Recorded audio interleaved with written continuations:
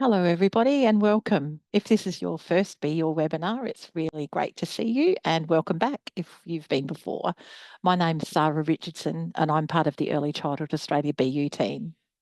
In today's webinar, we're going to draw on implementation science and practice to look at how we can make change with impact to improve the mental health and wellbeing of our early childhood education and care communities across Australia. Some of you may know this is the third webinar in a series on the BU implementation cycle, and our focus is on stages 4 and 5 of the cycle, which is about taking action and monitoring, reviewing and improving that continuous improvement process. I guess what we really want to do today is, and I'm really excited to say we'll be chatting to an implementation science specialist and an early childhood centre manager to hear about their thoughts of those two stages, and particularly the strategies that are most important in these stages. I'll make more formal introductions of our guests as they come on screen later, but this is really how we might think about the how today. I'm coming to you from Kaurna country, the Adelaide Plains region of Australia, and I'd like to acknowledge Kaurna country and also pay respect to Kaurna elders, past and present. I also invite you to acknowledge, in whatever way you feel comfortable, the places you're joining us from across Australia today. The other thing that's important when we have conversations about mental health and wellbeing is that we need to take care of our own emotional safety. So you might want to think about and make a plan for what you might do if anything we talk about raises some uncomfortable feelings or thoughts or reminders of experiences for you. There's always someone you can talk to, and there's some support lines and health services that you might be able to draw on if you need some support. As I said before, we're looking at the BU implementation cycle, and this is the third in a series looking at this cycle. So at the end of, we'll provide you links with the other two webinars. So if you've missed those two, you can catch up. And you can also find them on the BU website. The other thing we're going to focus on today too is how you implement wellbeing plans and how you monitor and review them, with a real focus on thinking about the mental health and wellbeing actions that you can take in your early learning community. So as you engage with the ideas and examples, we really encourage you to consider your own service context and your unique priorities and challenges. I think it's really important to listen to what you're hearing and take that back and apply it to where you're from. And also you might want to think about which of these strategies that you're hearing about are most likely to be successful for you, which are the ones that really resonate with you. And always remember that we have a team of Early Childhood Australia BU consultants who you can work together with you to support you in identifying and adapting and implementing approaches. So if you hear something you like, you want to have a chat with someone about how can you adapt this and maybe make some tweaks or add some things that might really suit you and your learning community, where we have a team available to support you to do that. So before we get going, let's just find out a little bit about how confident you feel in taking the steps to enhance wellbeing in your service. So we've got a bit of a pre-webinar poll. We're going to ask these questions again at the end. So we're asking you, how confident do you feel in enacting and reviewing your plan, which is stage 4, and to enhance the wellbeing of your service? So putting those actions into place and also then reviewing them. And sometimes this feels like this is towards the end. We really like to get the actions going, and then sometimes the reviewing to help us think about what next actions is maybe one of the things we don't quite get to. So it's really important to concentrate on these two areas. So you might feel very confident, moderately confident, you're pretty confident, or you're very confident. And if you're watching this as a recording in your team, you might want to pause now. That's a really good time to maybe take a pause and have a discussion in your team together about this question. Either you can answer individually, or you might want to think about how you are as a team, how confident you feel as a team to take these steps. So we'll just have a look at the results. So a couple of people are very confident. We've got probably moderately confident. So people are kind of got some basics and they need some direction, which is probably why you're here. So we're hoping that that you will find some more ideas that will help actually shift you into, ready to jump in. And as I said, we'll look at those questions again and see if anything shifted for you as we go. So let's get into the webinar. I would really like to introduce Marg, and I'm really excited to have Marg Stott with us again today. We've worked with Marg before on our planning for implementation modules, which some of you may know. And we're really looking forward to hearing from Marg around the theory of implementation science and what sits behind the practice of these strategies of doing and monitoring change. But before we do, perhaps Marg, if you could tell us a little bit about yourself and also why implementation is so interesting or important to you. Absolutely. Thanks, Sarah. So hi, everyone, and welcome to today. I'd just like to acknowledge the traditional owners where I'm joining from today, which is the Darug people from the Eora Nation, from the foot of the Blue Mountains in New South Wales. I am a registered psychologist and a practice and implementation and development advisor within Ozchild. And when I think about implementation and implementation science practice more specifically, I think about how in implementation science, we often talk about what is known as the knowledge to practice gap. So in healthcare, we know it can take up to 15 years for research to become everyday practice. So that's 3 generations of children missing out on what we know works now. We already have really good evidence about what helps children and educators' well-being. So unless we're focusing on how we implement that, we're risking leaving that knowledge on the shelf. So today, if you think about BU as the what, as Sarah has sort of mentioned already, you can think about the implementation as how we go about it to ensure that those resources make it into practice. And it's that how that helps you to make a real impact. Yeah, that's really important, Marg. And I kept thinking, I'm saying how too often, but I heard you now say a lot. And I think that is really what we're focusing on today. So if we start thinking about those stage 4 of our implementation cycle, this is about taking action. So probably the first thing that would be interesting to hear from you is how would you put your plan into action? Great question. And even before I think about that, I think that if you're in stage 4, you've already done a whole bunch of stuff. Like you've laid those foundations for success, you've identified the needs, and you've developed a plan. So, and so that's often what we talk to as or refer to as sort of pay now or pay later. So you've done a lot of groundwork to get yourself to stage 4. So stop and take a moment and celebrate that. I think thinking about putting your plan into action is moving from that planning to the doing part of it. So keeping your plan alive, keeping it visible, and sort of coming back to it as regularly as you can. And I guess, again, thinking about the work you've done earlier, your action plan will have those steps or what we refer to as implementation strategies, but they're really just the activities that you might do to put your plan into action. So some examples of those things might be, you're going to schedule some time with your team, staff, to focus on some wellbeing activities. You might engage in some of the BU professional development activities. Another thing that's important to have included in your plan and to put into action at this point in time is the shared responsibility of things. So you might have people that are leading this development of the new thing that you might be wanting to do, but it's equally important to share that across educators, leaders, and also family members if they're involved and interested as well. And then a really practical thing to consider is where you can, really try and embed those new actions or activities into existing routines to reduce any kind of overload and to help them to become business as usual over time.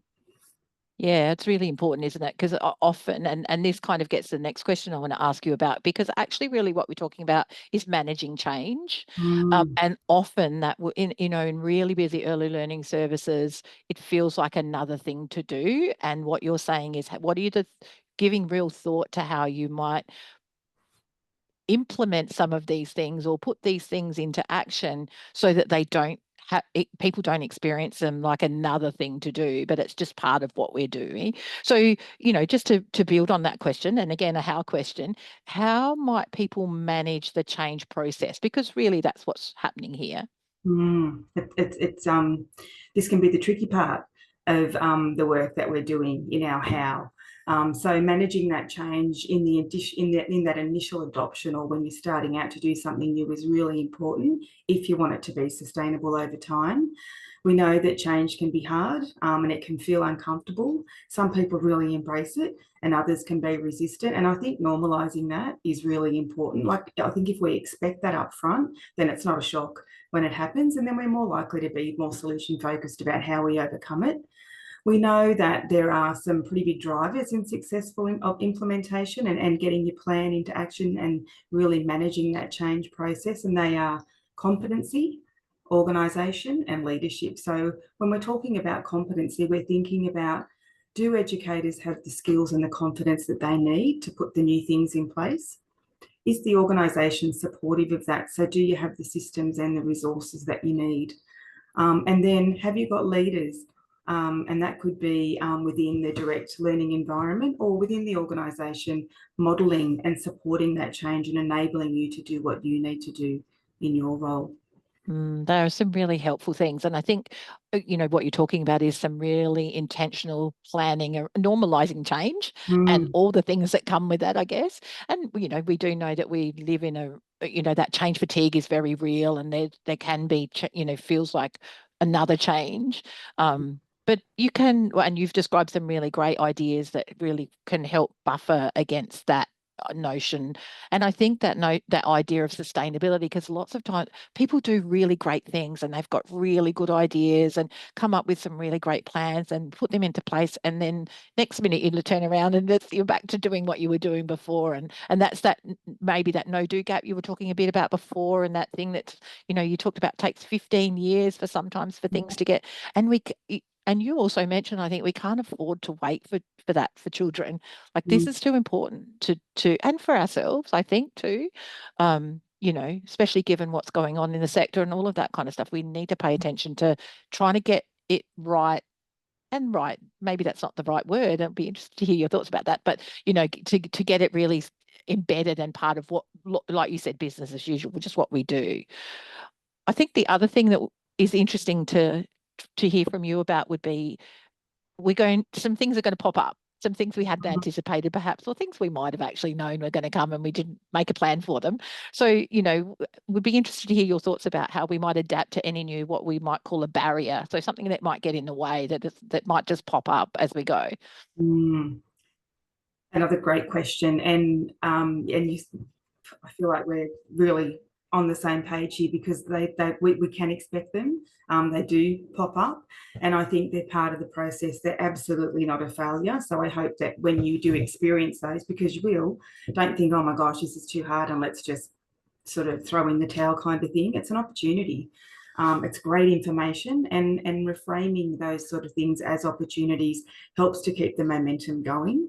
I loved what you mentioned earlier, and I just want to touch on that, Sarah, and that was about educators do great things and know great things, and getting them involved early on, and drawing on their knowledge and expertise and their agency to go and do things is also a really important part of implementation. So when things do get tough and you do come across barriers, they're the sort of things that you can really leverage to help to keep a bit of momentum going.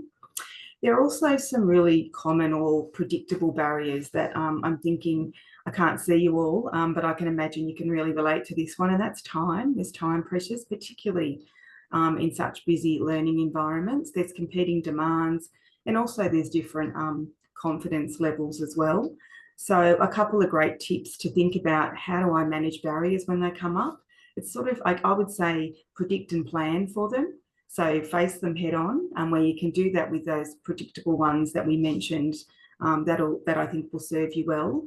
When unexpected barriers come up, try to work together as a team to overcome them. You know your learning environments best, and so really making things fit for context and making those tweaking things and changing over time is going to be really important, because every learning community is going to be different, and so really respecting what you know about that and from the people within that to make good decisions to support that. Leveraging what we call enablers. So what are the strengths within the learning community? You might have some really good, hopefully have some good supportive leadership. and also some family engagement. You may even have some skilled mental health people within your learning community that you can draw on to support implementing your plan. And of course, also, as Sarah mentioned earlier, really drawing on your BU consultants when you need to. This is a busy stage, and it's where you will come across some barriers, maybe more than the others. So they're a great coach on the sideline. That's how you can think of them. They're supportive. They're not going to tell you what to do, but they can really offer you some helpful advice about how to overcome some barriers you might be facing. Mm. I think that's really powerful too. And this is the two things you talked about there that you kind of have to hold on to at the same time is expect them and don't think you're a failure. Like you've got to, like you said, there's so much work you've already done to get to this stage. So you should be celebrating that and be excited and positive about what you're doing and not see these things as failures. And sometimes when you invest so much and then it doesn't work like you had planned or hoped, it can feel like that. And I think the other thing is there are some things we just know are going to happen. Like we know time's a thing and we know, we know change is going to happen and all of those things. So kind of managing both those things and drawing on your strengths that you already have is so powerful, isn't it? Because and it taps back into what you were talking about before too, building things into what you're already doing. So building things into staff meetings, for example, and those kind of things is perhaps a way to just normalize the conversations and engaging as many people or the right people at the right time, I think. So we've been looking at stage 4, which is taking action. Let's move on now to stage 5 and thinking about you've put your plan into action, you've managed the change process, you've been positive and built in, responded to the barriers and drawn on the enablers. So then if we think about we want to start reviewing our plan. So what would you say was involved in the reviewing of a plan? So in implementation science, this stage of monitoring, reviewing and improving, it's all about checking how the plan is going. Are you putting it into practice? Making sense of the information that you're gathering and then making small changes to keep improving. So monitoring, more specifically, would be paying attention to the things day to day.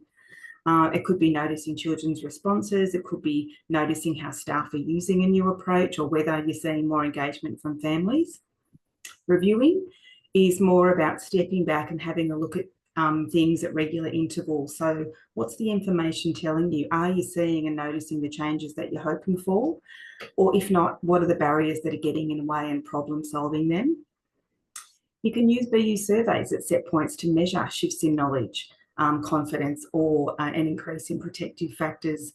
And then there's the improving. So using what you've learned to make those adjustments so the plan works better. So it really is a continuous quality improvement approach, making small refinements along the way, rather than expecting everything to be perfect that first time. So again, that really taps into that expect challenges, expect barriers. It's really normal, and little changes can make have a big impact over time. So implementation science really emphasises that the improvement is ongoing. It's not a set and forget. You monitor and you review throughout the whole process, and it's not just at the end. So this helps ensure that your approach stays relevant, effective, and sustainable within your own setting. There's a couple of things there that I think really resonate with the early childhood sector too, and there's such a great link to your quality improvement plan. So you're already engaging in that process anyway, by developing plans for that, and you could integrate that. See if you can integrate that rather than having this piece sitting separately. So thinking about building that in, and that idea of ongoing improvement is part of how we approach our work anyway in the early childhood sector. So I think that feels very comfortable. And again, that's kind of like that normalizing. Well, this is just what we do. Yeah. It's not another thing to do. How can we align that with our quality improvement process anyway? I think the other thing you were talking about, and you've mentioned it before, is that momentum. One of the things we talk about a little bit here is progress over perfection. I think it's really tricky because we want to get it right and we want to be, and we might not say we want to be perfect, but getting it right is really important to us sometimes. And that can sometimes get in the way. And it's so, because you spend so much time trying to be right that you don't do anything. And then so, and then you lose momentum. And I think momentum is really powerful. So doing little and often is sometimes really helpful in that. And yeah, Yeah, it's interesting. And this probably leads into the next question, which is really about how will you know you've done a good job? And this is tapping into the idea of measuring your success. Like, what Mm. does a good job mean? How have you got it right?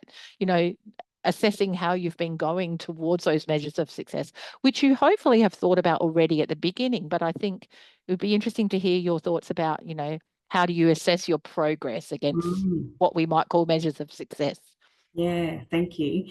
And this is probably, certainly in my experience, in when I've been involved in implementations, it can be the hardest part to identify this. So, and when you think about that within this context, wellbeing outcomes are not always easily quantifiable, but they are measurable. So, if I maybe I can share an educator example and then a child one if we have time. So, for example, an overarching vision might be that educators feel confident, supported, and equipped to foster wellbeing, both their own and that of the children in their care. So, for example, that wellbeing would be seen as an everyday activity and not so much a task. So, if that's sort of the vision or the end goal that you're looking for, a measure of success might be educators report greater confidence in recognising and supporting children's mental health or wellbeing. Another one could be that there's actually a bit of a service-wide culture shift. So wellbeing becomes embedded in practice and is business as usual. So it's reflected in those staff meetings, planning documents and everyday interactions, as you mentioned earlier.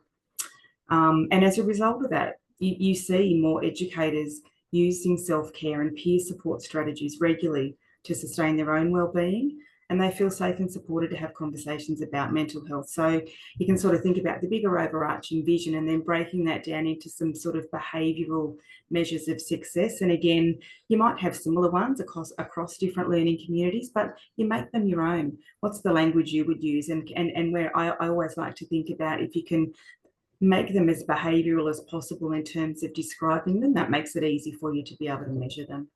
Yeah, that's really helpful. And I think one of the things you talked about, your vision, but if you're really clear about what your goal is, then that helps you check whether you've achieved your goal or not.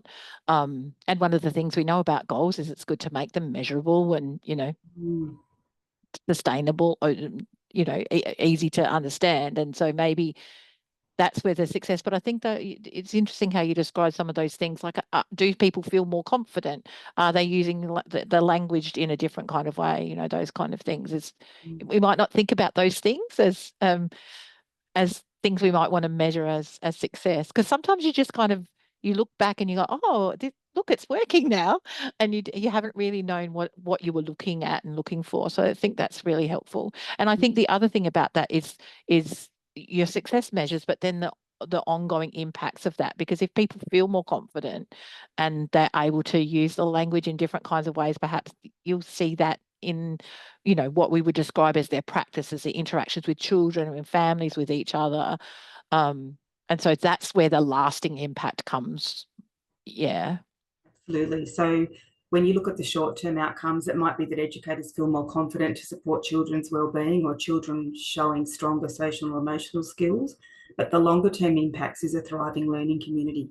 Yeah. See this sort of embedded into everyday practice. So it's not about just ticking off the activities and, going through the stages of your plan. It's really about contributing to, lasting positive change. Yeah, and I think sometimes that's a really hard thing to do. You get caught up in the busyness of the day and you try and do these small actions, and you can, and that's important for momentum, but it's about how you can really see that sustained change over time. So, and that kind of perhaps gets into the last question I was thinking, and back to a how question. How do you maintain the notion of continuous improvement? Like, how do you keep going with that? I think thinking from the start, in when you're in that setting the foundations of success, thinking about it as its implementation is not a single event. It really is a long-term, more iterative and adaptive process. When we think about continuous improvement, it's about reviewing the data and tweaking. We talked about addressing barriers, and it's also adding in new barriers as they come up, because learning communities change, people change. So it's being adaptive in response, it's responsive to those needs, checking if your goals and your vision is still relevant. And again, just reinforcing that implementation, it's an ongoing journey. So try not to think about it as a destination. We've reached it, we're here. But what you'll start to notice is sustainability happens when you see BU as business as usual. So you'll be talking a common language all of a sudden, like you just sort of inferred to then, oh, we're doing this thing. It'll be embedded into sort of maybe induction processes, newsletters, everyday processes and things like that. I think it's important to continue to celebrate small successes and wins along the way, and always remember that you've got your BU consultant there in the background. But educators and learning communities absolutely play a vital role in translating what we know works into practice, and BU really offers that framework to help move that evidence into practice. So wellbeing becomes part of life for educators and children and families.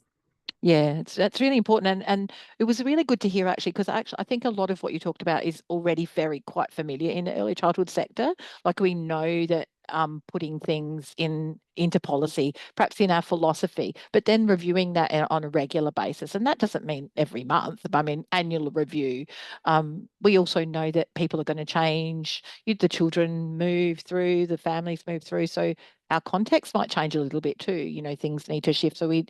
So while we need to do the work, it's the ongoing process of that, and that whole notion of it's not the end, like we've arrived now. It's actually we need to keep doing that. It is important. Yeah. And it's a good point that you make, because those early stages, up sort of 1 to 3, people on here will know that requires a lot of effort and probably more time. And you're thinking, oh my gosh, I can't keep this up.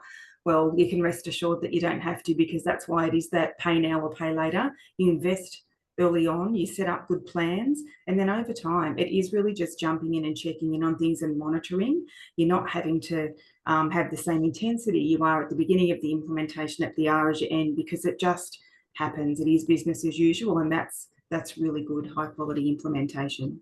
Yeah, I think that's really important message for people, because you've only got limited amount of energy, right? You can't create more time or create more energy or create more resourcing. So knowing that if you invest here, then that ongoing work is less energy sapping, I guess, and doesn't require quite as much because you've invested the time. And I know that's a really key phrase, and you refer to it quite a lot, that pay now or pay later, because if you don't do it up front, then you're going to have to do it later on anyway. So yeah, I think that's a really important and powerful idea, and supports that notion of maintaining continuous improvement, which is consistent with early childhood practice, but also, like you said, implementation science as well. Great. I'm thinking that perhaps we might need to move on. Is there anything else you're thinking about stage 4 and 5, Marg, that you think we just need to have a reminder of? I think not so much about 4 or 5, but just probably implementation in general, and sort of what I kicked off with around that sort of know-do gap or knowledge to practice gap. If we're really not focusing on the how we go about it, it doesn't matter how good the what is, it doesn't matter how good all these amazing BU resources are. If we're not implementing them well and not focusing on the how, they're not going to have an impact. And we don't want to risk leaving those on the shelf. So yeah, I guess I feel really passionate about implementation, and hope that this has been a helpful discussion so far, the first half, to lead into the next exciting part of the real practical application of that. Yeah, thank you so much, Marg, and I really appreciate it. And I think there's a fantastic segue into hearing from Melita. So I really appreciate your insights and your thoughtful examples of what implementation science can tell us about stages 4 and 5 and making those changes for impact. So thank you so much. And I'll look forward to working with you again, hopefully sometime soon. Thanks for having me. So as I said, we're really excited to welcome Melita, and it's wonderful to have her with us today. And I am particularly looking forward to hearing from Melita about what she's done in her early childhood service, which she wonderfully described as down the wellbeing rabbit hole. And I just think that's wonderful. But before we go there, it'd be great if you could tell us a little bit about yourself and your service, because it's a bit of a unique context. Yeah, it is. So I look after a little service inside of Parliament House. Work for Communities at Work. We are a community-based organisation. Our little centre is licensed for 36 children a day, and we operate at 30 children a day because those 6 additional places are set aside for when Parliament sits, and we can use those for occasional care. So all the MPs and their staffers, when they come to Canberra on parliamentary sitting days, they can have access to our occasional care. And sometimes the children who come for occasional care are children who we've met before and who we know their routines and we know them. And sometimes they're children we've never met before, see once and never see again. So our normal kind of typical day really can be dependent on whether Parliament's in session or not. So it's a lovely small little service, but a very different context. Yeah. And I remember you saying when we were talking before, you said sometimes at the beginning of the parliamentary session that's a whole bunch of new children, which it changes the dynamic again. I don't know everybody has that at the start of the year and those kind of things, but you have that in a few rounds, I guess. So yeah, interesting. But what we're going to talk about though is we're going to ask Melita the very similar questions to what we asked Marg, but what we're going to hear from Melita is from a practical point of view. So we're hoping to take what we've heard from Marg and kind of really now hear your story about what this looked like, stages 4 and 5 in particular look like for you. So again, we're going to ask the how questions. So you might want to tell us a little bit about your plan and a little bit of background, but really thinking about how you put your plan into action. Yeah, well, it was interesting listening to Marg talk about the importance of the groundwork beforehand, because for us that was really important. And what I guess where we had come from is that we were noticing a spike in the children's challenging behaviours that the team were just really struggling with. And so we had done lots of professional development. We've accessed lots of webinars. We did lots of reading. And just like Marg was talking about that kind of no-do gap, what we were finding is that the educators, when they were in that in a staff meeting context or when we were having one-on-one conversations about their practice, they were able to really articulate the right thing to do or the things that were helpful to do when the children were demonstrating some challenging behaviors. And what we were finding is that in practice they were reverting back to things that weren't helpful. And I couldn't understand it. I was like, they know what to do. I don't understand why they keep doing these things that are not helpful.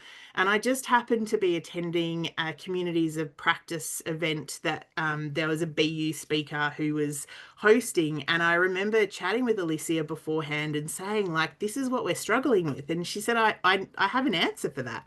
Please tell me, what is it? And she said, when the children are dysregulated, how you can't have that conversation with them. You have to wait until they're regulated and calm before their logical brain kicks in. Yeah, I know that. She said, well, that's what's happening with your educators. I was like, of course that's what's happening. So we realized that part of supporting the challenging behaviors was supporting the educators' well-being. And what we did is we worked with our BU consultant, and she was really helpful in developing our vision for well-being. So we got together as a team. We talked about what well-being meant to each individual person. We did like a little survey to see where everybody's well-being was at. So we collected all that information first to see, what people thought was a good day. That was a really interesting question to ask. Different people answered that in a really different way, and that gave us a real insight into the things that people have value in. So some people would answer that question like, a good day is a meaningful engagement with a child, or if I feel like I've really supported a child. And somebody else's good day is, I've had a good day if I feel like I've ticked everything off my list. So we were able to sit down and unpack that as a team. We developed a well-being vision that is part of our philosophy.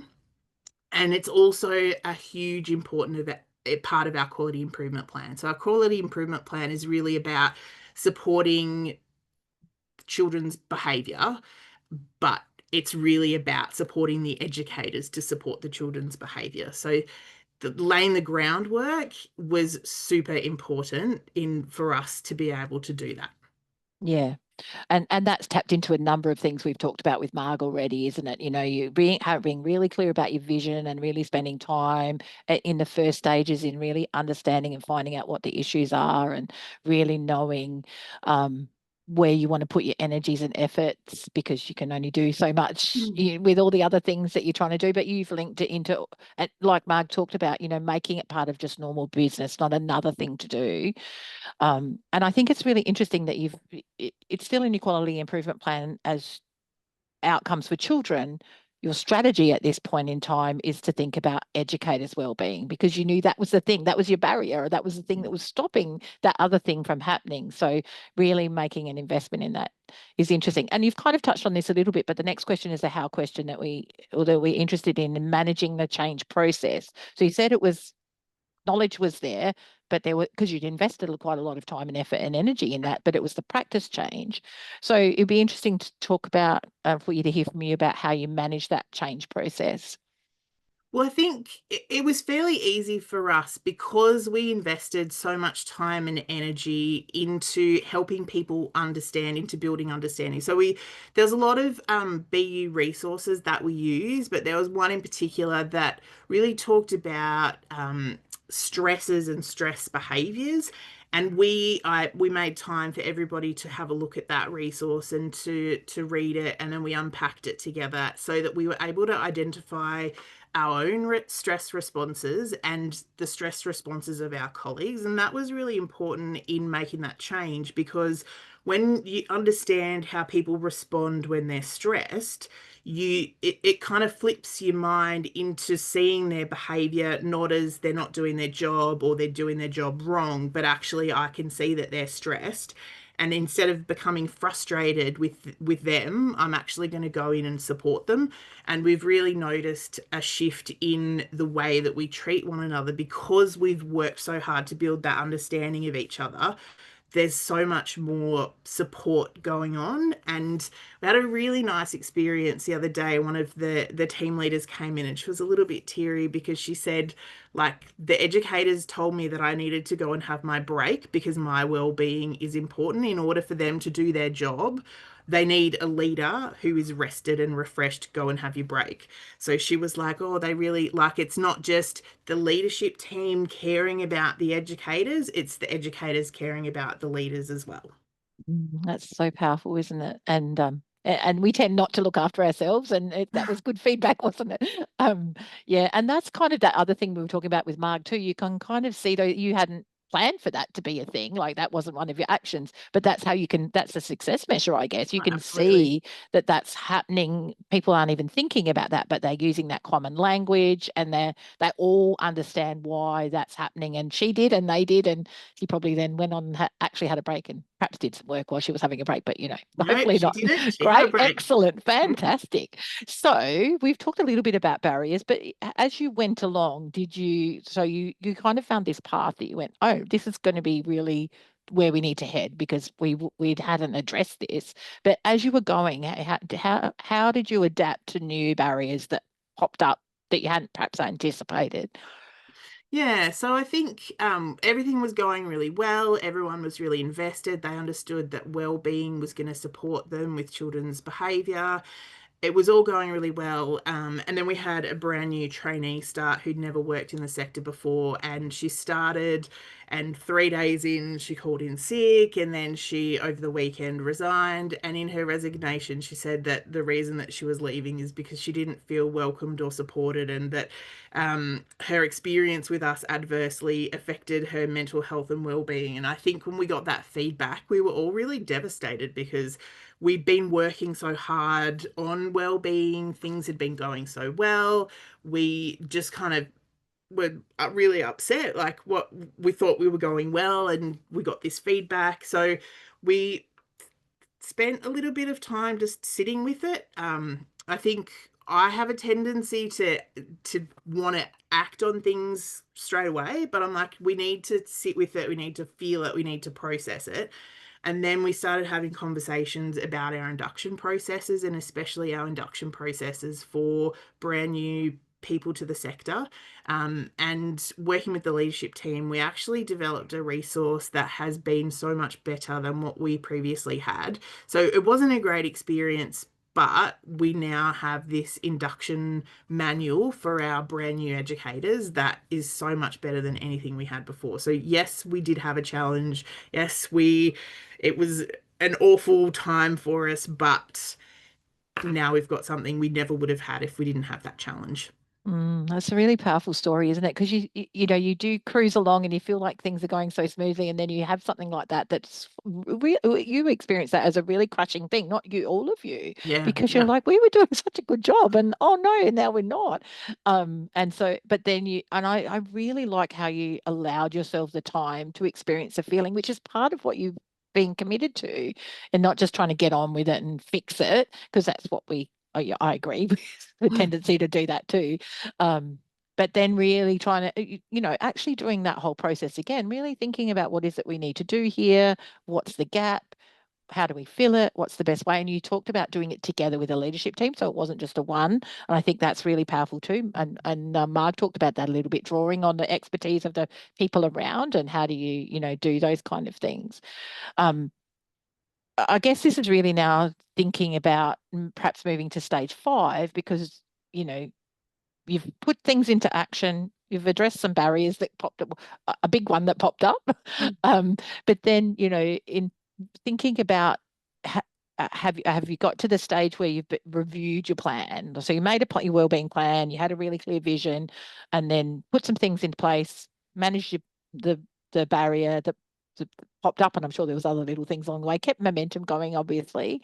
But then, you know, what be interesting to hear about your process in reviewing your plan. Have you? Yeah, so we started out at the very beginning when we were doing the groundwork.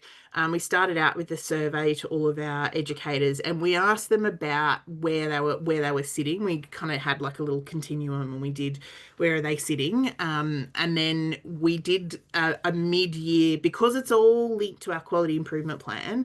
We did like a little mid-year, where is everyone up to with the things in our quality improvement plan, and that included well-being. And so we asked questions like, how are you feeling now compared to where you were at the beginning of the year? Has your confidence in being able to support children when they have challenging behaviors improved? So we did that survey as like a little mid-year review, and that was really helpful, because what we found is that the educators who were with us last year, who had all of the professional development and then all of the well-being stuff on top of that, felt a lot more confident in supporting the children. The educators who joined us and got mostly just well-being stuff, while they felt good, they didn't feel as confident in supporting the children, because they didn't have the same level of professional development that the other educators had. So I think that was good for us, because while we can see that we definitely made progress since the start of the year, there's more things to work on. And that's been a really good mid-year review, because it's helped form the direction for the rest of the year. Yeah, and that's the perfect example, isn't it, of that whole continuous improvement process. And so enlightening. So actually, when you were doing that knowledge piece before you got to the wellbeing bit, that was the right thing to do, because then when you didn't have that, you found a really clear way of indicating that. Yeah, that's a great example of that whole process.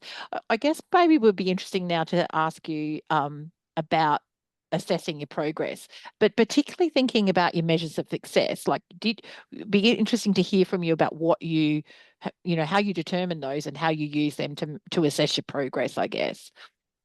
Yeah, so things like the educator confidence in supporting children was a big one for us, but also things like absenteeism, staff retention, that those are really big indicators for us. And I can say that since we've been working on wellbeing, we've had really low absenteeism, and I can see the educators are a lot more confident, and they're reporting that they're a lot more confident in supporting the children. So it'd be interesting to ask the children if they feel more supported. We haven't kind of done that step, but I would be really interested to get the children's perspective on how they're feeling. But it would definitely have got those things that are a measure of success. So we're not exactly where we want to be as a team yet, but I think we're headed in the right direction. And I think, I don't know, the goalposts always move.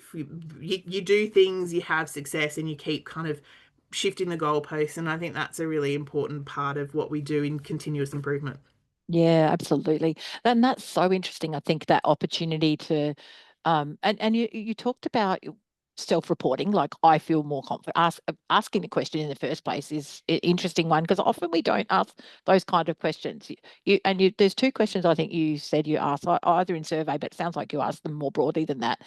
How confident do you feel, and also how are you feeling? Yeah. And sometimes we don't want to ask those questions because we don't want to hear the answers. But you've set up a space where those questions are what you ask each other. And you said so people can self-report. They know that they're going to be asked that question and they're going to answer. But it's also, you also said you notice some things. And I think sometimes they're those intangible things in early childhood that when you've been in it, you just know it just feels different. And it might be a calmness in the rooms, or the environment just has a feel, doesn't it? That you can tell that people are going about their day. But I can't wait to hear about that whole notion of when you start asking the children what kind of questions you're going to ask them, and because you'll be able to notice things in the children as well, I'm sure. But Yeah, you know, definitely. actually having children's voice in that would be really interesting. Some of their drawings and their writings about that, I think, are going to be so fascinating. Um, so anyway, I'm getting sidetracked about voice of children, but I think that's such an exciting, and I think that's interesting, isn't it? Because you know, you talked about sometimes. Marg and I were talking about that idea of you've arrived at the end, but actually you don't see it that way. You're like, okay, what could we do next? But it sounds like something that's interesting and you're curious about, and it doesn't feel like, oh, we've got to do another thing. It actually feels like the natural next step for you to keep exploring that and in a bit more deeper way. And I've asked you a question without notice there, but I don't know if you want to say anything about that. No, well, I think we really didn't want to add something extra. I think that was really intentional right from the beginning. We didn't want it to be another thing. So we tried really to weave well-being in wherever we could. So it's in our quality improvement plan, it's in our philosophy. Our philosophy is linked to our performance evaluations. So it's in our performance evaluations. It's part of our strategic inclusion plan. So we tried to kind of weave it in so it was just a natural part of things that we were already doing, which is something Marg was talking about earlier, but it was something we really intentionally did. So we didn't have to do another thing. Yeah. Yeah, it's so important, isn't it? Because you know, and then when you go looking for those opportunities for what next, they make sense and they still help you achieve the other things you're trying to achieve, which is why it's a good idea to do that. And it is actually a very useful thing. And it probably comes to the last question, is about maintaining continuous improvement, because it is kind of how you really integrate it into everything, but also see it as a process, and it's not a finished thing, it's an ongoing thing. Yeah, well, I think weaving it into everything that we're already doing, I think, is just the way that we've set it up so that we can maintain it. And it's just a natural part of things that happen. And I think when we onboard new people, that's part of their induction. We talk about, you know, I talked about the induction. Well, well-being is a huge part of our induction. We talk about it in our staff meetings.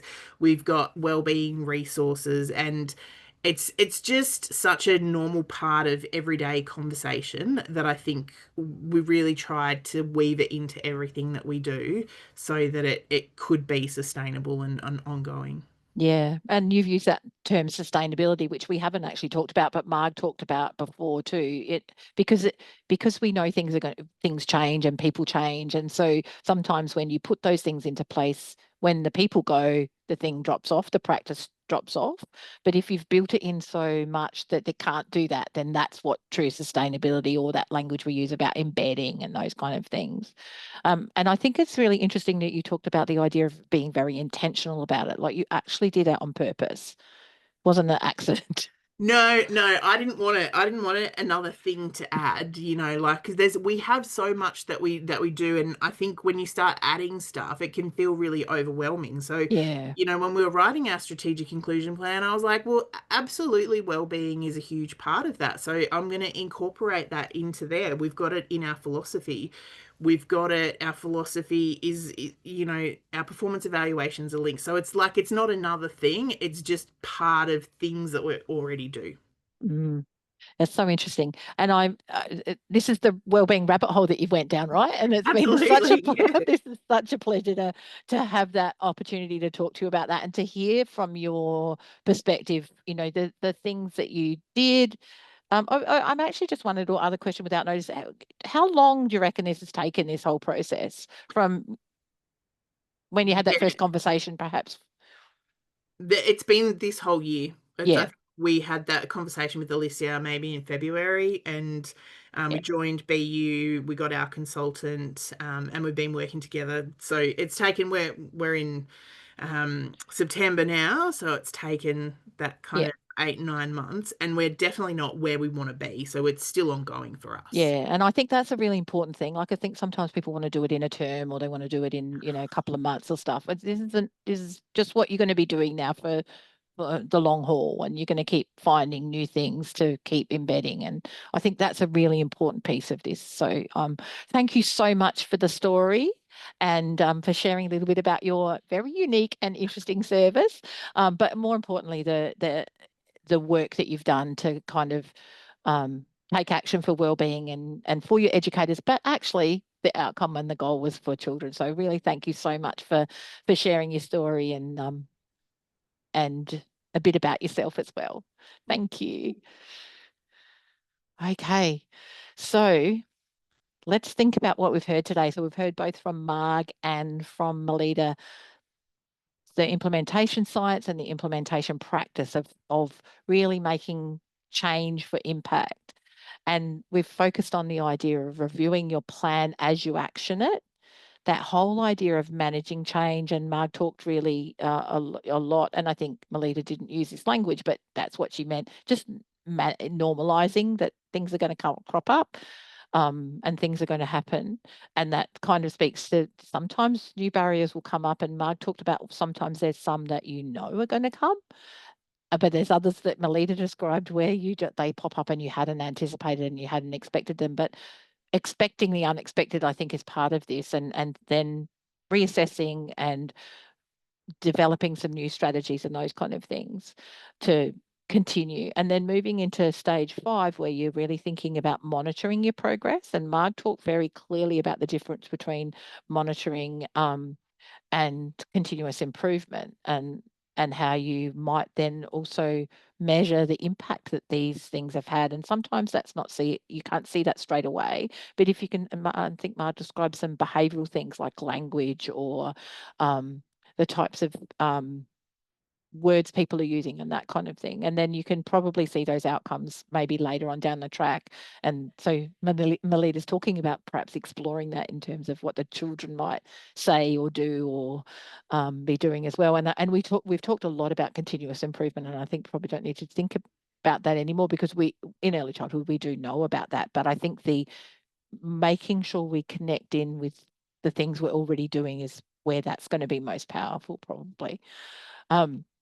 So it's been just so good to hear, you know, both sides of those things. And I really want to thank both Marg and Melita for sharing their knowledge, their expertise and their experiences, as we've talked about stages 4 and 5 from the BU implementation cycle.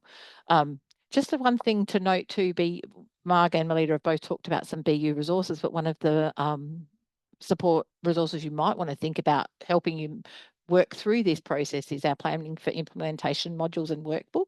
And they're really designed to really help you guide you through each of these stages. And they've got some really great, really simple tools. And just to note that Marg helped us develop those. So a shout out to Marg, and you'll see some consistencies in some of the things we've talked about there as well. So as we move into wrapping up, let's just think about how confident you are. And I think Marg and Melita both talked about this idea. So we ask you the same questions at the beginning. Now, after hearing Marg and Melita, how confident do you feel about enacting and reviewing a plan to enhance wellbeing in your service? It'd be interesting to see if it's changed. And again, if you're watching this as a recording, you might want to stop now and have a conversation with each other or as a team about not maybe individually. And I think Melita talked about that. It's important to ask each person individually, and then you can talk about together, what does that mean for us?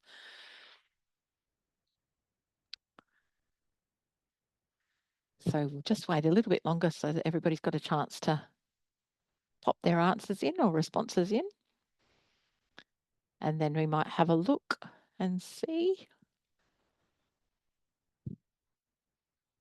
It's a little bit of a shift. So some people are still needing a bit more support. And I think the other thing that both Marg and Melita talked about is tapping into the resource. So BU's got a range of resources, and so you can use them from the website, but you also maybe your coach on the sidelines, as Marg described, the BU consultant, they could really help you shift if you're not quite sure where to head next or where to start, or even where you're up to with what you've been doing, because often we're doing a whole lot of things, but that's just not maybe in a cohesive plan. Then really tap into your consultant. And the other thing is, if you are doing something and you do feel confident, still tap into your consultant, because we really want to be able to celebrate and share those successes with you. And if that's helps you with your momentum, which is one of the things that Marg and Melita both talked about, then we'd love to hear from you. So, oh, here we go. That's right. That's right. I was meant to be segueing to that. So these are the kinds of things I guess a BU consultant can help you with. So if you're a participating BU early learning service, a BU consultant is part of the suite of resources that you can access free. So they can help you think about what change you'd like to make in your service. So if you're just really starting to think about what is this goal or this vision that we've got, what change do we want to see, then they can help you with that part. They can help you think about what tools and how to plan and which strategies might work for you, and how can you take a strategy that maybe you've heard today or something that you find in one of our resources and really make them work in your context for your people with your barriers and your facilitate or your enablers. And also might want to help you draw out what those barriers and enablers are, and how you can navigate and develop some strategies around the barriers, and then activate the enablers, the things that are working, and build things into what you're already doing rather than feeling like an add-on. And I think the other thing that the consultant can really help you with, and we've talked a little bit about this today, is how you're really going to know if you've been successful. So what are your measures of success, and how do they align back to your goals? Like, how do we know we're going to be successful? How do we know we've done a good job? And I think it was Marg that said, we're not just going to tick it off and say we've done it, but we're going to say it's been successful because, and I think those things a consultant can really help you with. And we've also talked about this notion of being sustainable. So how can it just become part of, and it's interesting because when Melita was talking, she was saying just, and I think it's not just, because there's a whole lot of work and effort and energy that's gone in. But when it becomes just part of what you do, and I've just said just again, when it becomes part of who you are, kind of embedded into everything that happens there, you think about it all the time without knowing you're thinking about it. That's really sustained, and it probably is more meaningful. So a consultant can help you with any or all of those things. So yeah, please reach out to your consultant if you're looking for any support in any of those areas, or something that's not on there either. So as I said, this Making Change with Impact is a series of webinars, and this is the third one in the series. The first two were about stages 1 and 2. So they were stages 1 and 2 is taking those first steps. And then stage 3 is really how you turn those ideas into action and to develop a plan. And then today we've talked about stages 4 and 5 of the BU implementation cycle. And